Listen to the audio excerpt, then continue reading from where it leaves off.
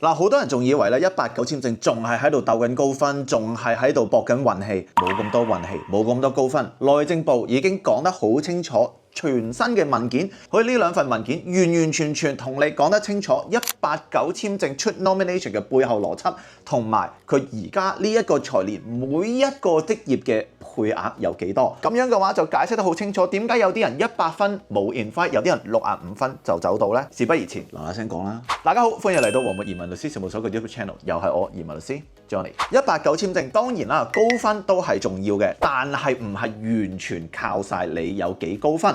最關鍵係要睇翻你呢個職業入邊有冇 quota allocation。如果呢個職業入邊係冇 allocation 嘅，咁你去到5億分你都冇用啦，因為佢冇配額啊嘛，你機會率咪等於0咯。但係如果你一年淨係得500個人申請，但係你有1萬個配額嘅，咁你65分咪有 invite 咯。成個邏輯其實就係咁樣講，道理大家都知啦，具體點樣執行呢？係咪？咁佢話佢有配額，咁配額係點定啊？內政部喺上年12月就 release 咗一份內部文件出嚟，具體講翻話189簽證入邊，其實內政部偷偷地咁樣用緊 tiered system， 即係咩意思呢？佢將全部189嘅職業全部劃咗4個等級 ，tier 1、2、3、4，咁佢將啲職業分咗1、2、3、4個等級，其實有啲咩用呢？嗱，佢將呢1、2、3、4個等級入邊咧，就配咗唔同嘅叫 multiply 嘅嘢。具體係咩咧？陣間我同你具體俾個職業你就講得好清楚噶啦。Tier 1就係4% 啦 ，Tier 3就係2%，Tier 3就1%，而 Tier 4最低個級咧就0.5%。你見到佢係遞減嘅，所以你 Tier 1係一定係最高級啦，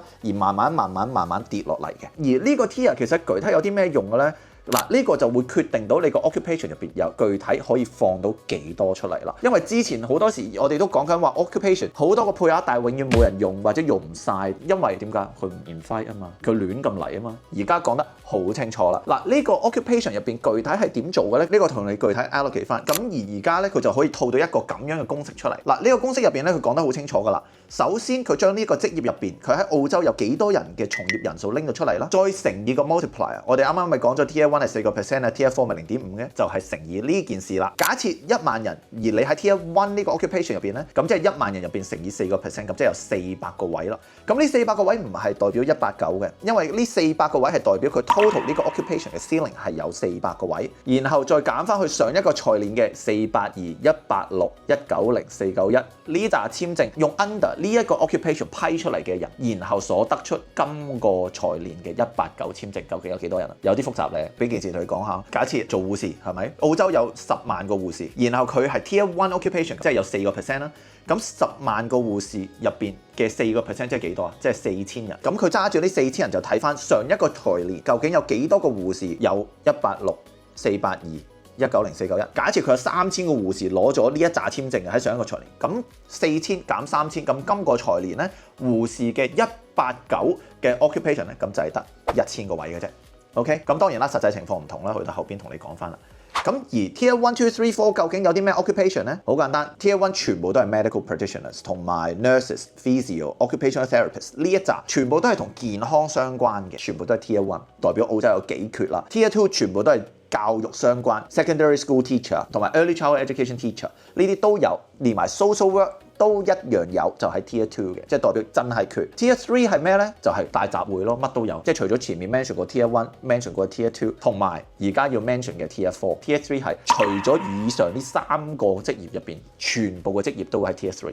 嗱，咁 Tier 4即係究竟有啲咩？就係 oversupply 嘅 occupation，IT 相關啦、accounting 相關啦，同埋做廚嘅、telecom 嘅，全部係 Tier 4。咁剩低啦，咁 Tier 3有啲咩咧？咁即係大包圍咯，連打網球嘅網球教練都有189，點解？係 Tier 3啊嘛。Tier 3包咗咩 ？lawyers、engineers、musicians， 即係你玩音樂嘅，做演戲嘅 artists， 甚至你 construction 相關嘅，做藍領嘅 construction 啦、白領嘅 construction 啦，一樣有，連 tennis coach 都有埋。之前講咗啦。咁呢一集全部都有189嘅 allocation。當然佢只係講緊話呢一紮職業喺 Tier 3啫，但係佢具體係咪有呢個名額咧，仲要睇埋個公式先至知嘅啫。所以每一個職業喺呢一套嘅規則入邊咧，咁樣重新界定，然後令到你知道邊個職業佢個 allocation 會高啲，邊個職業你 allocation 會低啲咁嘅樣嘅啫。你要問啦，睇到呢一個位，咁具體有幾多啊？即刻彈翻出另一份文件出嚟。呢份文件喺內政部2月10號都係早幾日嘅啫，就出咗呢一份文件。然後內政部內部文件講得好清楚，邊一個 occupation 喺呢一個財年有幾多個配額，大贏家全部都係 medical 相關，註冊護士1萬個配額，冠絕全澳啊！但係當然每一個地方每一個 occupation 都見到係有名額嘅，咁就係 very good 啦，係咪？即係有得有 invite 啦。今年已經出咗一個 invitation round 㗎啦，而家仲等緊下一個 invitation round。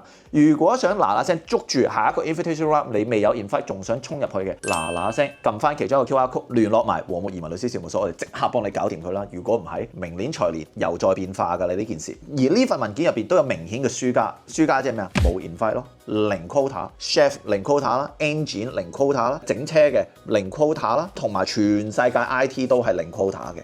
OK， 咁呢一紮零 quota 點算呢？係咪就從此就放棄澳洲？亦都唔係，任何嘢我哋下一條片同大家分析翻話，贏家係乜，輸家係乜。咁如果你係輸家嘅，咁你冇 quota，你應該點樣去解決？同埋，如果你唔喺呢個 list 上面，但係你想衝入去呢個 list，究竟點樣去做？咁同埋會講埋一啲細嘅 occupation，我哋從來冇諗過會有189嘅 occupation，而家新制入邊就會有 occupation 啦，就會有得有 invite，有189 invite 啦。咁具體點玩呢？咁我哋後邊繼續關注和睦移民律師事務所，我哋呢一個 YouTube channel 記得撳埋個 subscribe，下一次有片啦，唔記得話你知，咁就唔好意思冇咗張澳洲 PR 噶啦。嗱，如果想攞一下呢2份文件嘅，亦都想同我哋傾一傾嘅，記得撳翻呢個 QR code，同埋我哋下邊嘅 description 欄入邊咧，亦都有相應嘅網址，撳翻入去咧就即刻可以 download 到，同埋可以同到我哋預約講翻清楚，究竟你想嚟澳洲移民189應該點算啦？